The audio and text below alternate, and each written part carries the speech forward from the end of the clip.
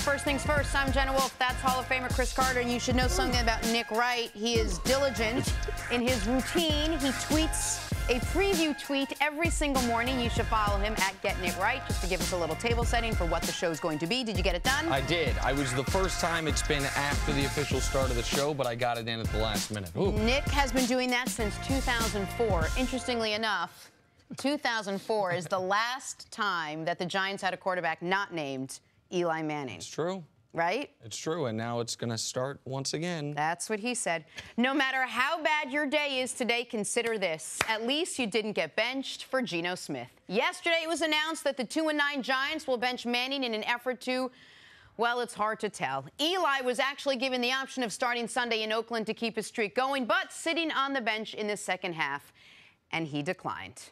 I think that's, hey, you started knowing you're going to come out of the game. You know, to keep a streak alive, maybe. That's not what it's about. You know, it's not a preseason game where you're gonna play start to the half. What's the next week? A quarter, a series. That's not fair. It's not fair to me. Not fair to Geno. That's not how you play. You know, you play to win.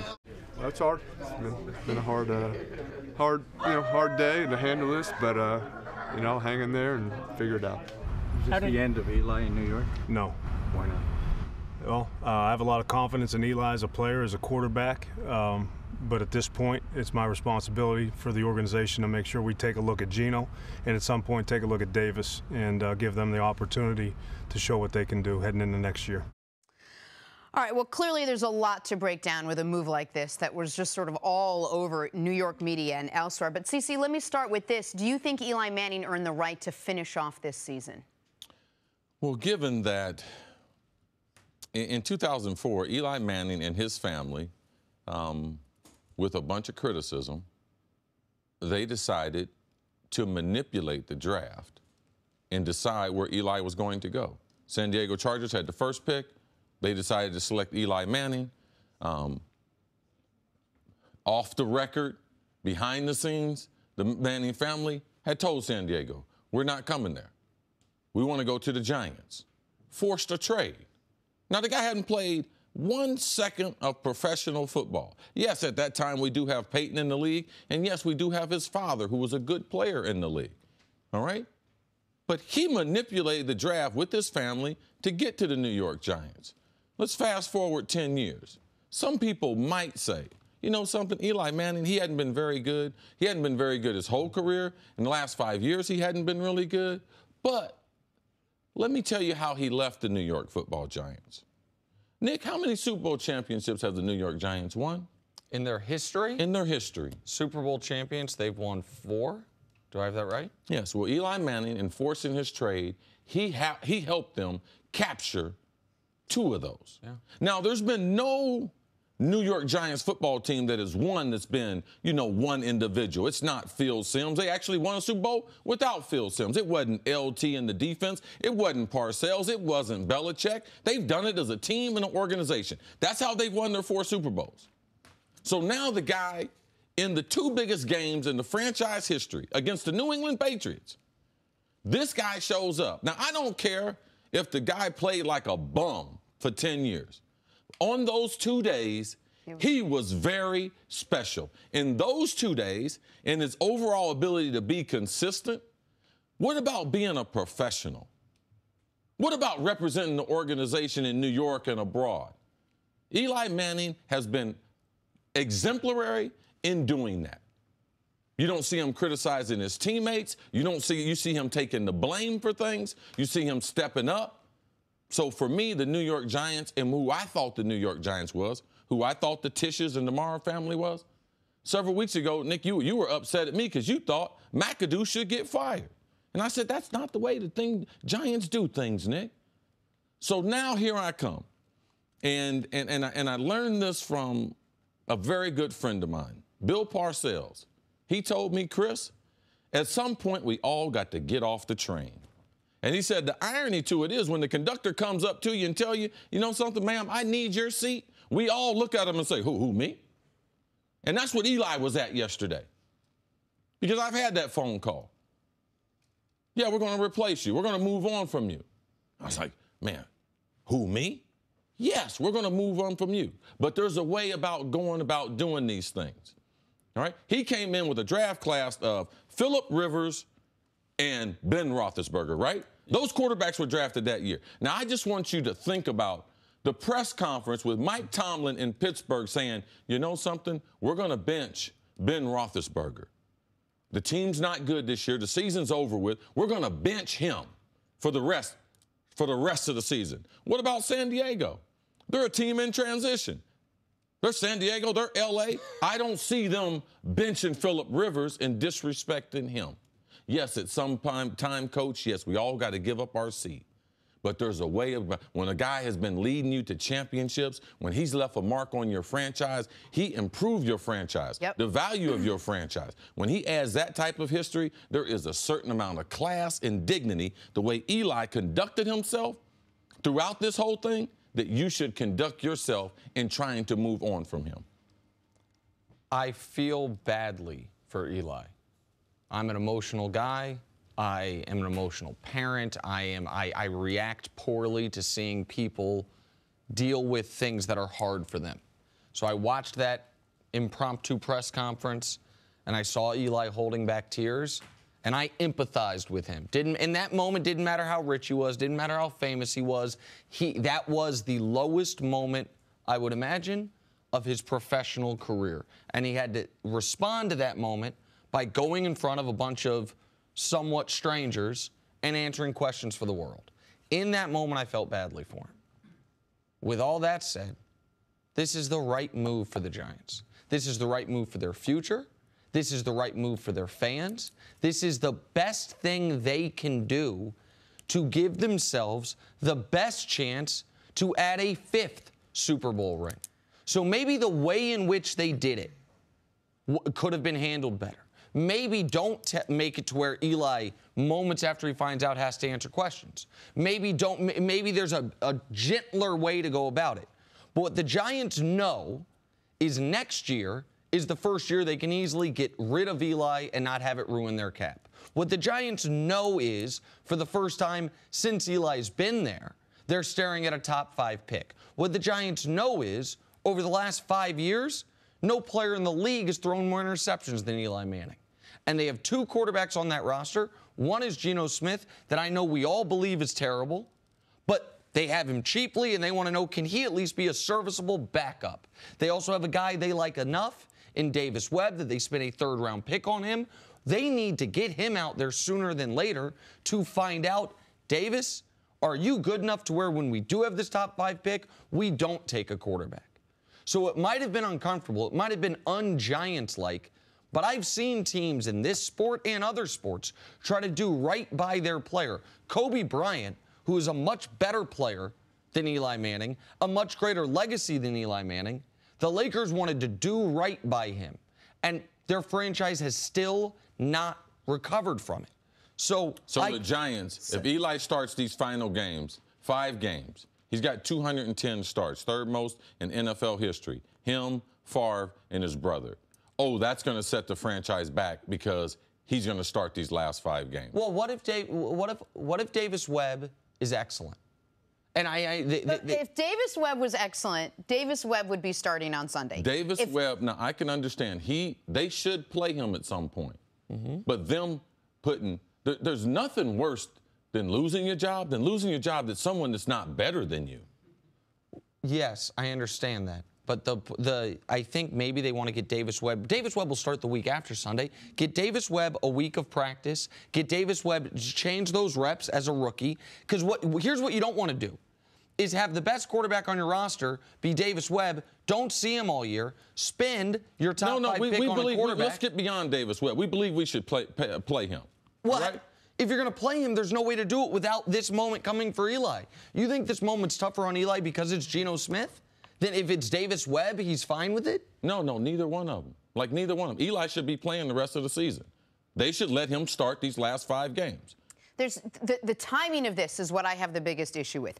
At 2-9, with no chance to do anything with this season, no chance to turn it around, and if you're telling us you're not cleaning house, to make this decision of all the options that were on the table from an organization that we have so many times said is a classy organization, does things, probably takes a little more time in making their decisions, spends more time. I know it goes against the grain, and it goes against your grain with how decisions should be made.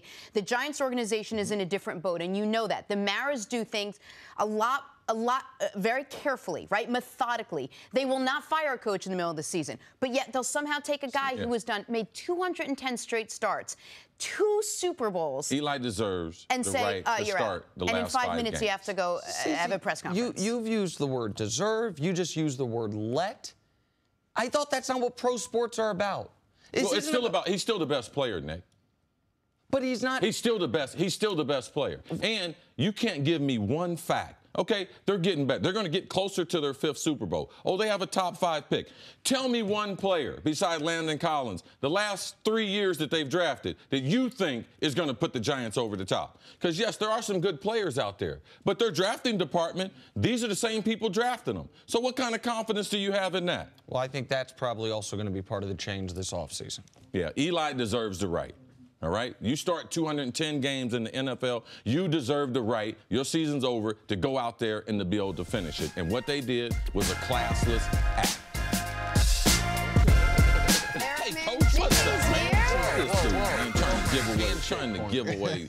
Let's just lose one. But you're used to him predicting like that. That's what. Yeah, absolutely. Like, let me look at the schedule. Cris probably won't even care about this one. Coach, you actually made me gun shy to ever look at a schedule now. I'm like, let me look at who's playing. Doesn't matter. Doesn't matter. Eric Mancini's going to be over my shoulder, being like, don't look at the schedule. That's progress. Oh, there you go. It's called progress. I didn't know what the word was. Let's talk some Patriots, Coach, shall we? They've won 7 straight, but injuries are continuing to pile up. Quick rundown of the MASH unit. They lost Julian Edelman to start the season. They lost Dante Hightower for the year, and this week they put Martellus Bennett on IR. Not to mention Chris Hogan, Dan Amendola. They're both questionable Sunday against Buffalo. However, not surprisingly, and surprisingly without much emotion, Coach Bill Belichick doesn't seem too concerned. So that's what a full team's about, how everybody, depends on each other and how we need everybody, and hopefully that'll be the case. We certainly expect them to do that and expect them to, step up and do their job, and that's really been a great strength of our team. Hopefully it will be going forward. And there'll probably be other examples, somebody else that we will need to do that along the line. Coach, I get the concept of next man up, but why does it seem like the Patriots are seemingly better than any other team in being successful, even riddled with injuries? Well, there's actually multiple injuries. I'd say the first, or multiple reasons. The first one is development, player development. And the back end of the roster, the practice squad guys at a lot of organizations are just that. They're afterthoughts in the game planning. In New England, there's time spent after practice with the core coaches to help develop those guys. And then they'll go to some extra meetings and work with the young coaches to continually develop those guys as well. Coach, isn't it almost a little bit like college? Like, as far as the overall teaching extends beyond the football field more than what we see at most other professional teams. Definitely, and there's real investment in the human capital. And as a defensive back coach, I was as responsible for the practice squad guy as I was for the starter, making sure that he understood the game plan. And young coaches in the organization, that's the way that they get better, is they get to aggressively coach those guys. So that's one part. The second part is smart players. So you get guys that can play multiple roles without a lot of repetitions at practice, that can take the extra time and be able to push that into playtime when they get involved. And the third thing is vision. So as a DB coach, we had Troy Brown, and Troy Brown was at the tail end of his career, 12 years as a wide receiver, excellent slot wide receiver, but we needed depth in the secondary. So all through training camp, he worked as the star, the inside slot DB. And my last year there with Troy, he played more snaps on defense than he did on offense. So here's a 12-year veteran who's been incredibly successful, that's willing to go and play on defense, learn the scheme, and then actually play in the games and play effectively. When So people make, in like local markets especially, when you're analyzing your local football team, people make a big day of the final roster cuts. The day the roster is cut to 53 guys, they then set their practice squad. And unless your team is terrible, meaning you're going to have a very high waiver position, usually that 53 guys, 51 of them, that's your team for the season. With the Patriots, like, it feels to me, and tell me if I'm right on this, the churn at the bottom of the roster. Like, you might make the roster opening day, but those guys 40 through 53 know that, and for I guess 1 through 40 as well, but particularly the back end of the roster know that every single week they are bringing in potential replacements. They are evaluating me, and that roster, what it is, from week 1 to week 17, I would have to think is more different than any other good team in the league. I'm a big believer in that. I'm a big believer in your ability to constantly evaluate the bottom end of the roster. And we used to rank the practice squad guys every week. We'd have the scouting staff do that. And I'd spend some time with those guys and say, look, you're number 8. So if we need a player, you're the first one out. And it was based off of his practice. It was based off of the things he was doing in meetings. So it was very clear that the development was expected across the board. And you can get better in different spots by continuing to look to replace guys. The other thing that Belichick, besides the player development, which it's so key in a program, but it's the ability to be able to get the best out of a person, even who has limited height, weight, speed. That's what they do that they don't get credit for. Bill Belichick identifies a player of what he can do for his team, and he eliminates what the guy can't do. Rex Burkhead, what can he do? Everyone else is sitting around, oh, the guy's slow. This guy can't run between the tackles. But in the New England system, what can he do from us? Well, the first thing he can do for us, he is a great special teams player. So their ability to be able to concentrate and understand, not only from an offense and defense, how important the special teams are. Now, how do I get him involved in my roster? Well, he has duplicatable skills of Deion Lewis and all the other running backs. Right.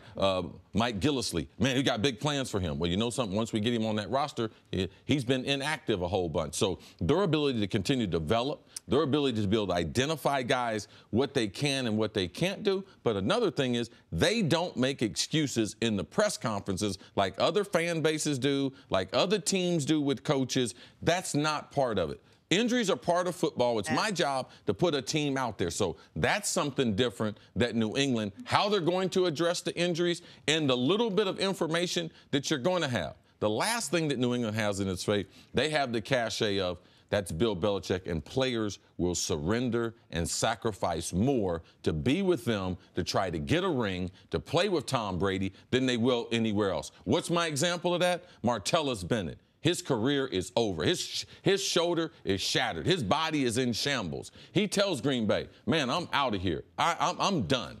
He tells no one to claim him.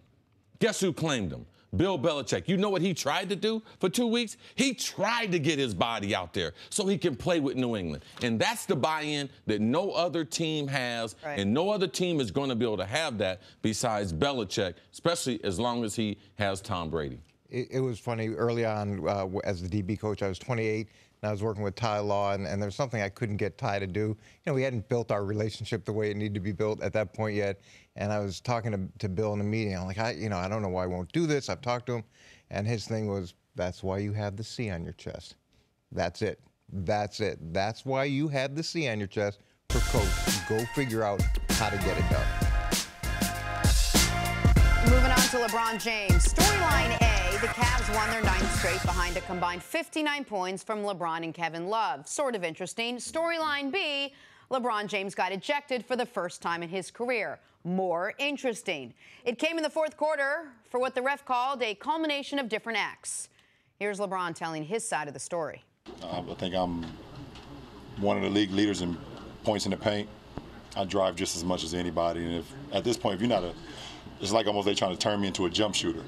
You know, I can't be a jump shooter. I'm not a jump shooter. You know, I watch games every single night, and I see jump shooters going to the line multiple double-digit times every night.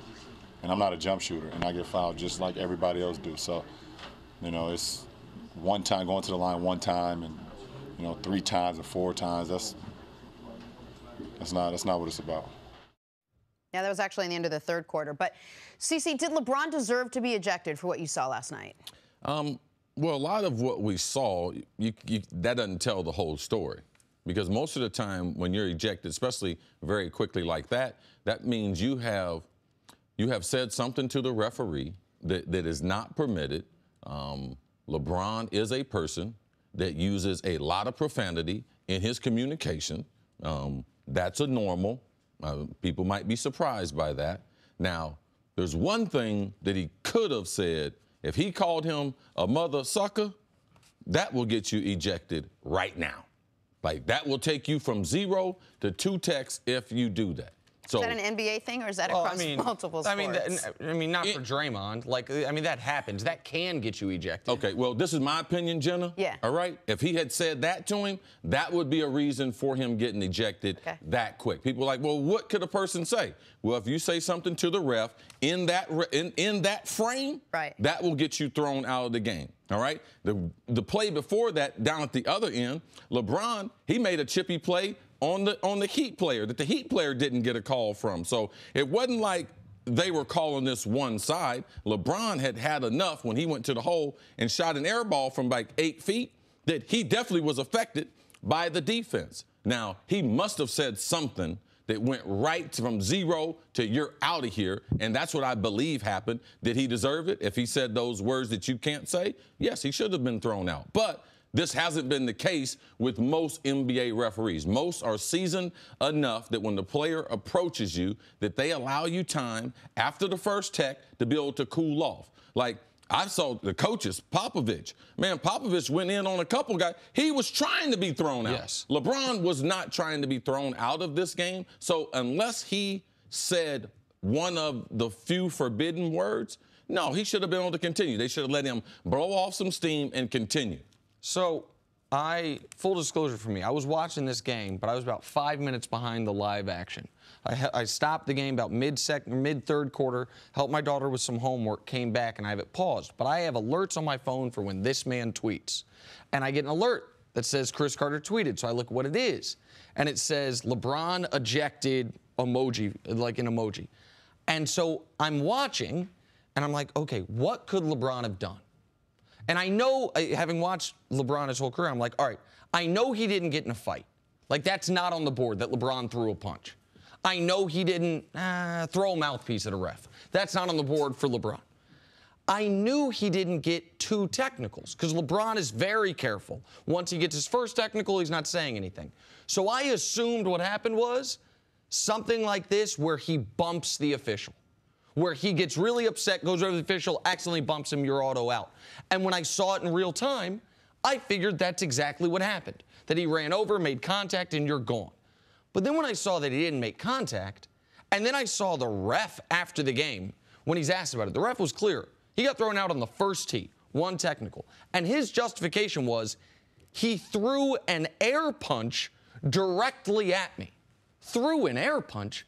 What are these, ninja stars? Show me an air punch, Nick. I mean, I don't need to show you an air punch. Kane Fitzgerald says we're seeing it on the video. He says he then aggressively charged at me. What are we in Madrid? There's some running aggressively charged at me and then used vulgarity in my ear. That touches on what Cece's discussing, which is now Kane after the game didn't say he said something you can't say. He said it was a combination of the air punch, those devastating air punches, charging at him, and the vulgarity in his ear. The reality is, listen, LeBron had gone 1,100 and some games without being, 1,299 games without being ejected. He finally has been ejected. That's, to me, not as big of a deal as what LeBron's talking about. And what LeBron's talking about, Cece? He's right. He's averaging 5.4 free throws this year. Not only is that a career low, not only is that the first time since his rookie year is not averaging at least 6.5 free throws a game, but it's not because his game has changed. We've talked about his jump shot getting better. LeBron is second in the league in shots within 3 feet of the basket, second in the league in points in the paint. The guy who's behind Giannis is averaging almost 9 free throws a game. LeBron is second in the league in points in the paint and 20th in the league in free throw attempts. Like, LeBron is correct that he is officiated unfairly. I know we focus on that he gets away with travels, as he and James Harden and a lot of superstars do. But he is also dealing with some of these Shaq rules that he's dealt with his whole career. This year, it's actually affecting his ability to get to the line. So I don't blame him for being frustrated about it. It's still, every human being deserves a certain amount of respect. I don't know what LeBron said to him. I don't know why the ref, well, I do know why, because they have a report that they have to write after the game to try to validate his decision. LeBron, like other superstars, that being Michael Jordan, that being Shaq, the bigger guys are harder to ref. Is it harder for LeBron to be ref than other players? Yeah, because he's a guy we've never seen before. He can play behind the three-point line. He can play in the paint. He could spend 20 minutes at both. Behind the intermediate, he can do that. So he is hard to ref. Now, do the numbers validate, his complaint after the game? The numbers would speak to yes, but does he need to respond like that to a referee, and did it deserve being thrown out? No, it didn't deserve being thrown out. Seeing some of the things that we've seen in the past, no, he should have still been in the game. It's just that when the charging at the ref part of it, like that is, I don't love it when guys do that. That is a slippery slope. It is a slippery slope. It ain't great, but it's just, that is I joked when you were responding, and I apologize for interrupting you, that the guy who had to be watching this is saying, whoa, whoa, whoa, we don't need ejections for this, is Draymond. Like this type of reaction, the running at the ref, then running at the bench and shouting horrible curse words is Draymond's MO. And then after he gets his first technical, he usually calms down a little bit. I was just surprised it was a one technical toss. The last time I saw that from a superstar was what Steph got, and Steph got it because he threw his mouthpiece. Yeah, we don't know exactly what he said. If we knew the exact words, it'd be easier to try to come to some type of conclusion. But what we've seen in the NBA, this is not something that would warrant someone being thrown out of the NBA. Welcome back to First Things First. Welcome to Cris Manning, senior writer at Yahoo Sports. What's up, Cris? How are you? You guys were like arguing right up until the very last second. Is that how things work here on the show? We do. Well, people try to tell me that I'm something that I'm not. Then yeah. I'm No, not. just for no. My fault. I said you were a Celtics fan. It's not like I called you a name. You said I wasn't a Celtics fan. Or you weren't. Regardless, we're talking sports. We weren't talking about anything else. I didn't accuse you of anything other than not being a Celtics fan. My apologies. I actually didn't. I didn't know that. I was going to sip my tea. Wait till we hit this little voiceover right here. Yay! Anyway, how you doing, Cris? I'm good. Good to be here. Yeah, it's great to have you. Let's talk some Celtics and Cavs here. Cleveland may be on a 9-game win streak, but Boston is still leading the East at 18-4. All right, Cris, after the Celtics beat the Warriors during this 16-game win streak, you wrote that they were the front runners in the East for the NBA Finals. You wrote it in pen. It could not be erased. He said, make your reservations. Then you printed it out, and then you posted it, and then once it was out there, it was out there. You still believe Boston is better than the Cleveland Cavaliers? I gave hotel recommendations. Yeah, you did, didn't you? Union Square Marriott. Wait. One time I was in the court proceeding, and the guy slid me these papers and said, "Would that be your work?" This would be. Can we validate that as Exhibit A? And look, I watched the show the day after, and I know you disagreed. You still said, look, don't, when the Cavs make the finals, don't anybody say it. Everybody remember what they said right at this point. Okay, Cris, so then you watched the show. What did I say? I forgot. You were right. Me. Yes, I usually focus on people disagreeing with me that I want to fight with. I'm going to go to Legal Seafoods, which has a great patio that you've already... Beautiful patio. Okay. I should get sponsorship from them. Okay, perfect. Look, the Cavaliers, they're hot right now. It's fine, whatever. But this is not the same Cavaliers team of years past, right? Their second best player from last year is wearing green right now. Kyrie Irving is a Celtic, and they are still brutally bad defensively. They're getting a little bit better. They're 24th right now in defensive efficiency, but they're bad defensively, and they're not going to get much better. Isaiah Thomas coming back is going to make that offense better, Nick, but it's not going to make the defense any better. Dwayne Wade's not going to get better. I'm not convinced Derrick Rose is coming back, even if that's good for even them. If that, yeah, I know. I don't know that matters all that much. Boston is right now, I think, still the best defensive team in basketball, and that's not going to change. They are the most versatile defensive team in the league right now. They switch everything, and they are going to gobble the Cavs up. I know that it's hard to beat LeBron in 4 straight, But this has the feeling of LeBron early Cavs years, where he's not surrounded by the type of talent that he needs to get past a successful team like Boston. Okay, so, man, I was looking for my wallet. I'm getting ready to try to make me some money. I mean, he seemed convinced. So, Cris, you said you said the defense isn't going to get better. Right.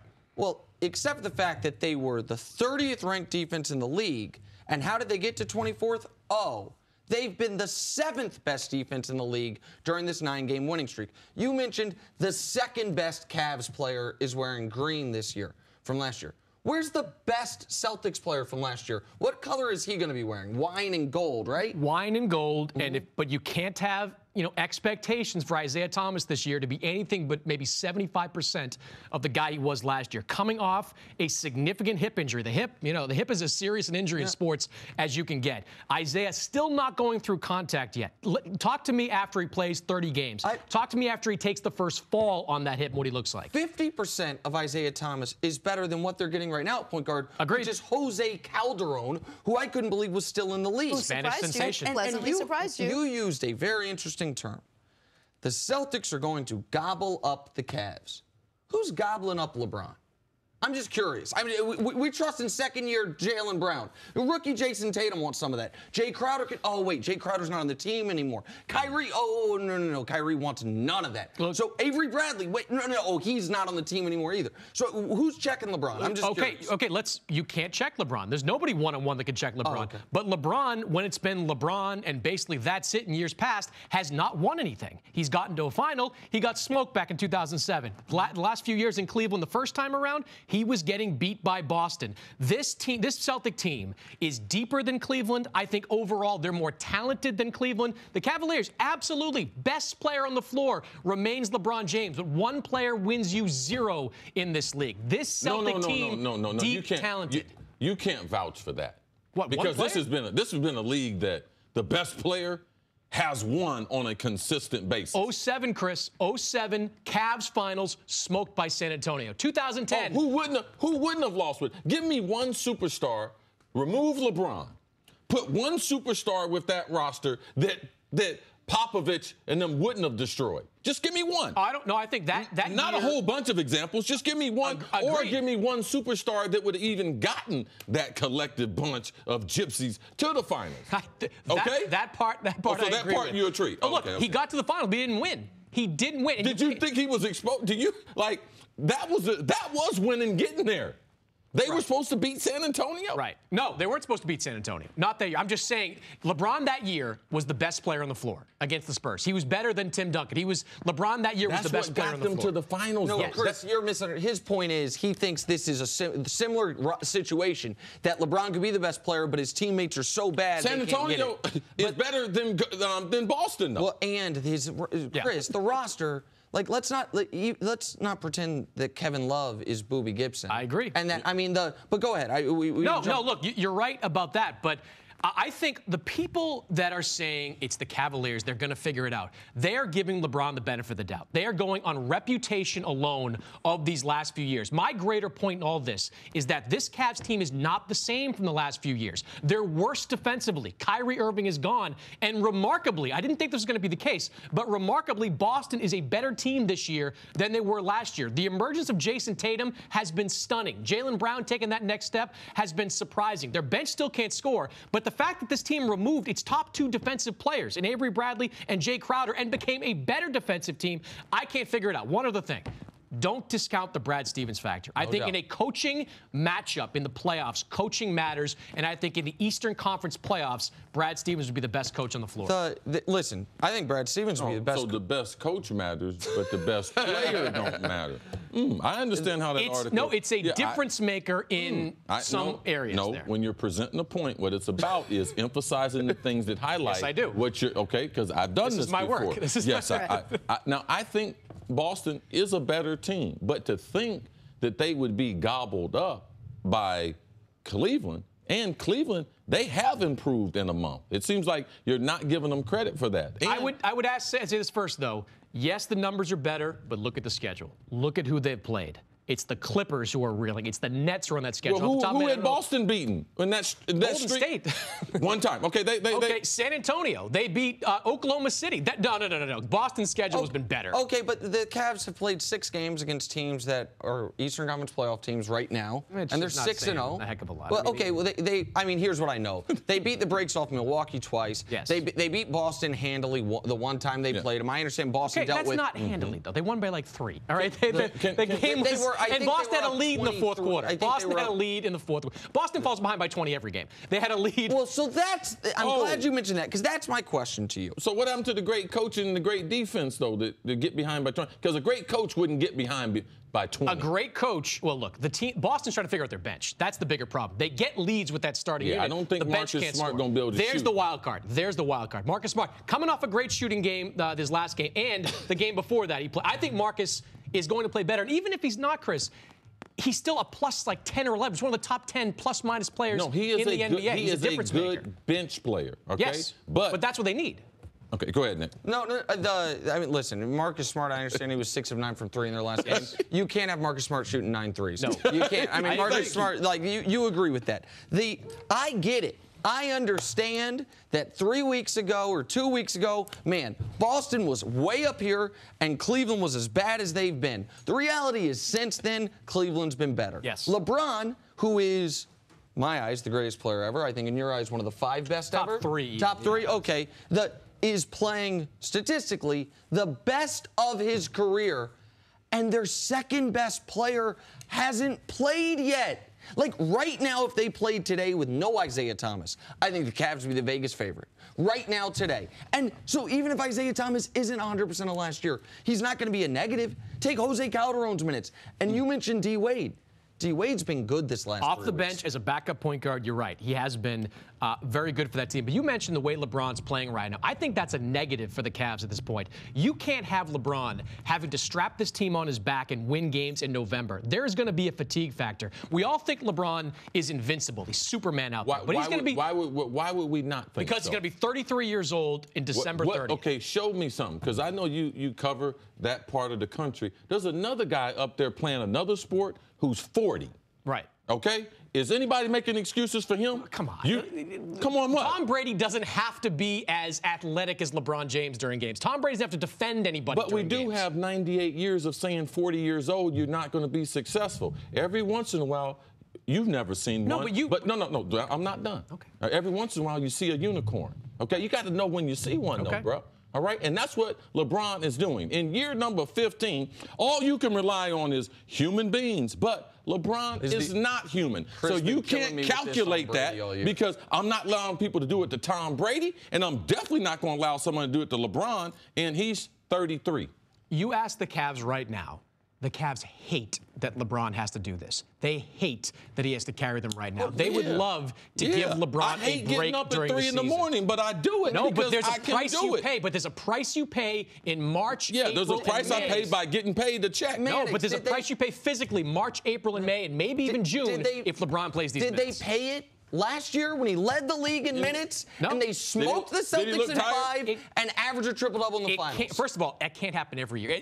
Eventually you fade. Father Time is undefeated. Yes, you point to the anomaly. I'll point to Bernard Hopkins, to a boxer that fought till 50. There are a few. There are exceptions to every rule. Can we admit that LeBron is that? I think at some point he's going to slow down. Probably not the year that he's the MVP. This might be the year, largely because Boston, I mentioned the versatility they have defensively. Boston will send waves of defenders at LeBron. But so what? None of them are that good. None of them can stop him. They lost Gordon Hayward in the most catastrophic injury I've seen since Paul George, and they still almost won that game. They still can't defend LeBron, even if they had Gordon. Right. Hold on. Can I say one thing before we break to the camera? Contrary to what this might have felt like, I really like Cris. Cris really likes Cris. You should read his stuff. You should watch him on NBC. What's the name of the network? You guys changed the name of the network in Boston. NBC Boston. Oh, NBC Boston. Used to be Comcast. He's great. He's going to come back. Moving on to the college football playoffs after a crazy weekend. Clemson is number 1. Auburn is 2nd, followed by Oklahoma and undefeated Wisconsin. Alabama's sitting there at 5 and might need some things to break in their favor this weekend to sneak back into the top 4. Cris, you want to see Alabama in the playoffs? I don't have to. I want to see the best team, so I don't have to see Alabama there. I mean, this Alabama team is not the Alabama team of last year, 2 years ago, 5 years ago. No, I don't have to see them there. It's not going to be like the event is not going to be good if Alabama's there. Alabama played their best football in September and October. Alabama made their own schedule.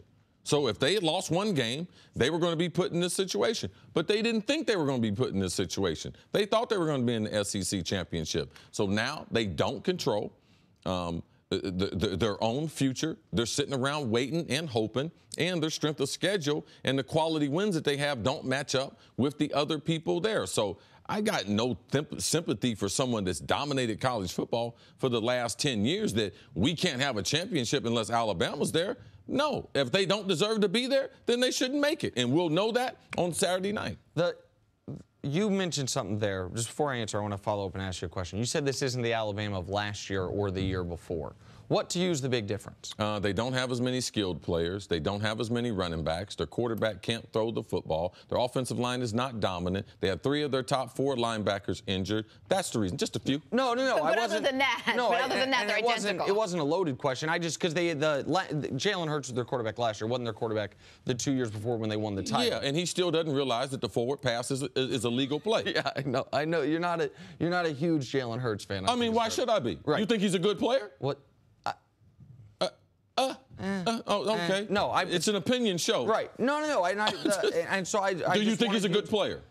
I think he's fine. I don't think he's the problem with Alabama. I think he's fine. I think he's probably slightly better than he was last year, which was not good enough for them to beat Clemson, obviously. Eli Manning sucks, but Jalen Hurts, he's fine. These are different. Hold on. Now we're mixing metaphors. As far as do I want to see Alabama in the playoff?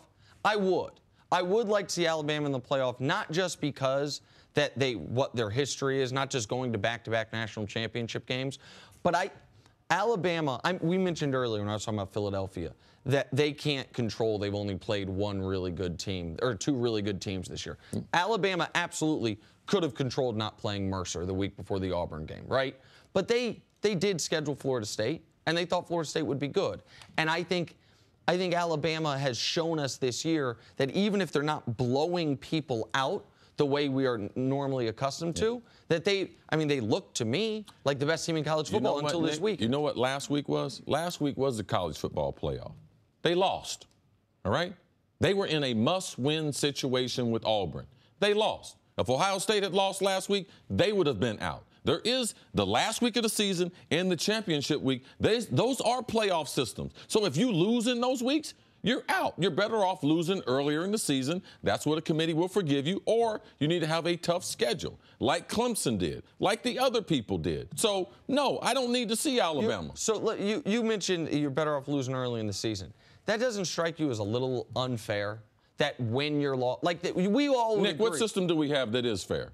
No, but I guess that's a legitimate rebuttal. You make your own schedule.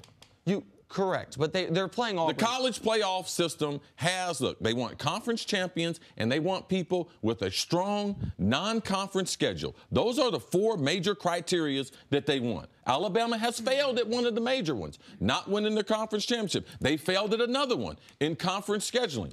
It ain't my fault, man. I don't make the news. I just report the news. Is there any chance that Alabama looks at what happened this season and says, we really need to stack our schedule a little differently next year? No. Cool, this works out for them. This is the SEC's fault. They only play 8 regular season games, 8 conference games, compared to the Big 12 and the Big 10. They play 9. So they have one other quality game in there that makes the strength of schedule tough. So they'll play Mercer again next year. Well, they'll play. They write someone a check that they. Oh yeah. Right. Before the Auburn game, every year they do. Thank you for listening to the First Things First podcast. Remember, leave us a review and tell us what you think. Subscribe to the podcast on Apple Podcasts and catch us on FS1 Monday through Friday, 6:30 a.m. Eastern. For Cris Carter and Nick Wright, I'm Jenna Wolfe. So long, everybody.